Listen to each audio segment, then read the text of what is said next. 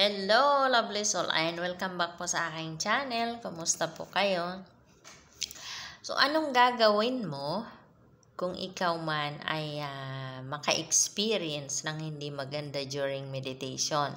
So, bakit hindi mo kailangang mag-alala? So, ako po, ang experience ko dito is nakakita ako ng image na hindi maganda. So, nung nakita ko yung image na yun is nakaramdam ako ng takot. Pero suddenly, humingi po ako ng tulong sa aking guardian angel. And yung image na yun is biglang nawala. Okay. At ang ginawa ng aking guardian angel is yung music na piniplay ko during meditation is nag-on and off siya. So, kaya napangiti ako kasi naramdaman ko na naandyan yung aking guardian angel. Laging handang tumulong. So, kaya kung makaramdam man po kayo or makakita kayo ng hindi magandang image during your meditation, is kausapin niyo po agad yung inyong guides, okay? Humingi kayo ng tulong at lagi silang handang tumulong, okay? So, meditation is understanding and coming to the knowledge of God, okay? And meditation is asking for guidance din, okay? Parang katulad din yan kapag pupunta tayo sa isang lugar na hindi natin alam, di ba? Kailangan mayroon tayong guides para hindi tayo maligaw doon sa lugar na pupuntahan natin, di ba? Kasi yung mga guides is alam nila kung saan tayo dapat ipupunta, di ba? Or kung saan yung shortcut na dadaanan natin, 'di ba? Para mapadali yung lugar na pupuntahan natin.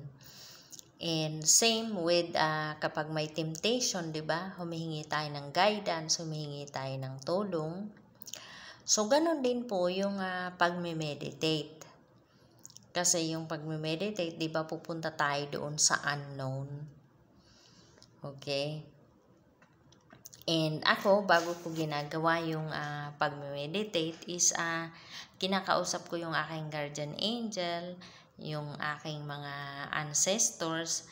Sinasabi ko sa kanila na thank you for guiding me, thank you for helping me, thank you for protecting me, thank you for helping me to experience what I need to experience, thank you for helping me to know what I need to know. So, ganun po yung sinasabi ko during, bago ako mag-start mag-meditate, okay? So, kapag ginagawa natin yun, na kinakausap natin yung ating guides, is nagkakaroon tayo ng confidence, di ba? And, kapag naniniwala ka sa ginagawa mo, is, yung faith mo nagiging stronger din, 'di ba? Kasi like any other relationship, 'di ba? Yung relationship natin sa divine is it takes time. Okay? So kailangan ng panahon 'yun para ma-strengthen natin yung ating connection sa divine, di ba? So, kailangan mag-move forward tayo or kailangan mag-takes forward tayo para lalong maging stronger yung connection natin sa divine, di ba? And ginagawa natin ito sa pamamagitan ng prayer, ng conversation. So, lahat po ito is form ng connection, yung connection natin sa divine, di ba? So, kaya, kapag tinuloy-tuloy mo yung iyong pag-meditate is nagiging yung connection mo sa divine is nagiging stronger.